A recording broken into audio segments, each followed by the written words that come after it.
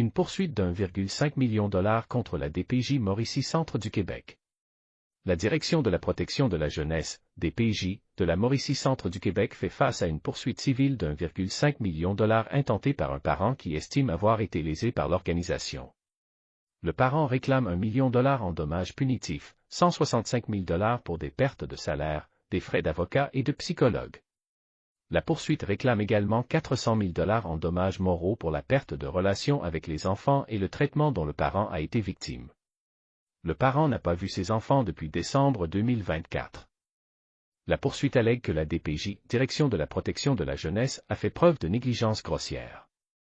Elle lui reproche d'avoir bâclé son travail et qu'il s'agit d'une faute tellement lourde qu'elle demande compensation. La partie demanderesse affirme que la DPJ à Trois-Rivières a une culture organisationnelle pathologique. Afin de respecter le processus judiciaire en cours et les règles de confidentialité protégeant l'identité des enfants, la DPJ a préféré ne pas commenter et déposera des éléments en réponse à la poursuite. Un conflit entre les parents. En 2017, la DPJ intervient dans un conflit entre deux parents en séparation. L'affrontement était si grave que les enfants se trouvent au beau milieu d'un conflit de loyauté qui les place à risque de mauvais traitements psychologiques. Après une année d'intervention, quelques mois après avoir reconnu que la situation était très grave, la DPJ ferme le dossier, sans donner de raison. La partie demanderesse affirme que c'est alors qu'elle commence à connaître des problèmes. Elle croit que l'autre parent a réussi à manipuler les intervenants pour les convaincre qu'elle est un parent aliénant. Elle estime que les intervenants manquent de formation pour s'occuper des cas comme le sien. Dans la poursuite, il est indiqué qu'elle était systématiquement discréditée, rejetée, mise de côté, dévalorisée devant les enfants. La DPJ humiliait la partie demanderesse devant les enfants. Extrait de la poursuite. La DPJ faisait un portrait indigne et inexact de la partie demanderesse devant les enfants et devant le tribunal, sans oublier devant l'école des enfants, le camp de jour des enfants et des professionnels gravitant autour de la famille, est-il indiqué. Le parent a l'impression que la DPJ a brisé la confidentialité de son dossier. L'avocate de la partie demanderesse, Maître Vivant Nguyen, estime que la DPJ a épousé la cause d'un parent, au détriment de l'autre. Dans la poursuite, on peut lire que des notes de travail d'intervenants de la DPJ indiquent que les enfants n'aiment pas la partie demanderesse en raison des commentaires de l'autre parent. Malgré cela, les signalements pour conflit de loyauté et comportement aliénant sont fermés sans explication. À lire aussi, une culture d'organisation qui minait le lien parents-enfants à la DPJ. La DPJ Mauricie Centre du Québec mise sous tutelle par Québec. DPJ sous tutelle, une accompagnatrice est nommée par Québec. La partie demanderesse allègue que des intervenants ont été témoins de comportements violents de la part de l'autre parent et que la DPJ a reçu des signalements de tiers neutres qui n'ont pas été retenus. Tout le monde a signalé et il s'acharne à dire que c'est moi qui n'ai pas correct, déplore-t-elle. Le parent estime avoir perdu cette année irrécupérable avec ses enfants et qu'une partie de la relation cristallisée avec eux est difficilement remédiable. Je suis traumatisé, affirme-t-il. Allégation de faux diagnostics. La poursuite allègue que la DPJ a émis des faux diagnostics de santé mentale à son sujet. Dans le dossier, il était indiqué que le parent souffrait de troubles de la personnalité et de troubles anxieux. Il affirme ne souffrir nullement de troubles mentaux. Il a demandé une expertise privée auprès d'un psychiatre qui a confirmé qu'il ne souffre d'aucune pathologie. Le parent affirme que les intervenants ont refusé de consulter ce rapport d'expertise.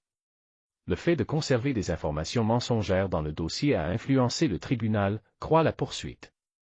S'ils ne veulent pas écouter la parole des experts, je ne sais pas à qui se fier, mais ce n'est pas à eux, affirme la partie demanderesse. La partie défenderesse affirme qu'un des enfants a de sérieuses difficultés à l'école. Les bulletins scolaires confirment des échecs à répétition et des problèmes de comportement. Le parent demande à l'autre de placer l'enfant dans une école spécialisée, ce qu'il refuse. La partie demanderesse fait un signalement pour de la négligence éducative. La DPJ et le Centre de services scolaires du Chemin du Roi soutiennent que l'enfant a un très bon cheminement scolaire et que tout va bien, alors que les documents démontrent le contraire. Des démarches ardues. En juin 2025, le parent a fait une démarche pour demander à la DPJ de payer ses frais juridiques parce qu'il affirme qu'il n'a plus les moyens de le faire. Cette requête a été rejetée par le juge, mais les actions de la DPJ lors de l'audience lui ont laissé un goût amer. Le père de la partie demanderesse a contribué à financer une partie des frais d'avocat. Il est âgé de 81 ans, a une condition cardiaque et est en phase terminale d'un cancer.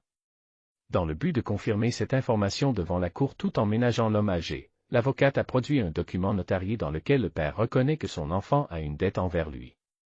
La DPJ a refusé d'accepter le document et a réclamé que l'homme en fin de vie vienne témoigner en cour, même s'il habite à plus de 2 heures de route du palais de justice. Lors de cette audience, pendant 1 heure, la DPJ Mauricie Centre du Québec a refusé de reconnaître le fait qu'elle est sous tutelle, pour ensuite reconnaître qu'elle est effectivement sous tutelle, mais pas spécifiquement dans le dossier de la partie demanderesse. La DPJ a l'immunité. La loi confère à la Direction de la protection de la jeunesse l'immunité contre les poursuites civiles. Or, l'avocate de la partie demanderesse, Vivant Nguyen, croit qu'il est possible de démontrer que dans ce dossier, la DPJ a agi de manière tellement incompétente que l'immunité doit être levée. Elle croit que la DPJ doit être imputable, parce qu'en ce moment, la DPJ fait ce qu'elle veut, dénonce-t-elle. À 2 reprises par le passé, des jugements ont condamné la DPJ à payer des dommages, mais ces jugements ont été cassés en appel. Maître Nguyen croit que cette cause pourrait se rendre jusqu'en Cour suprême puisqu'il est d'intérêt public de déterminer si la DPJ a effectivement l'immunité complète, même lorsqu'elle agit avec grossière incompétence. La partie demanderesse sait que le combat sera difficile, mais elle souhaite le faire pour tous les parents qui estiment que la DPJ a commis des fautes graves. Une organisation sous tutelle. Cette poursuite intervient dans un contexte difficile pour la DPJ Mauricie Centre du Québec. Le ministre Lionel Carman l'a mise sous tutelle le 9 octobre 2024, à la suite de révélations contenues dans un rapport de la Commission des droits de la personne et des droits de la jeunesse. Dans un passage du rapport, on fait état que dans plusieurs dossiers, des informations sont omises, manipulées ou inventées afin de prendre les parents en défaut, et que dans la majorité des cas, les intervenants n'ont utilisé aucun outil clinique pour appuyer leurs décisions et s'assurer qu'elles soient objectives. La partie demanderesse soutient que les mauvaises pratiques de la DPJ Mauricie Centre du Québec se perpétuent même sous la tutelle. Il n'y a rien qui change, c'est encore pire, soutient-elle. Rédigé par Sophie Bernier.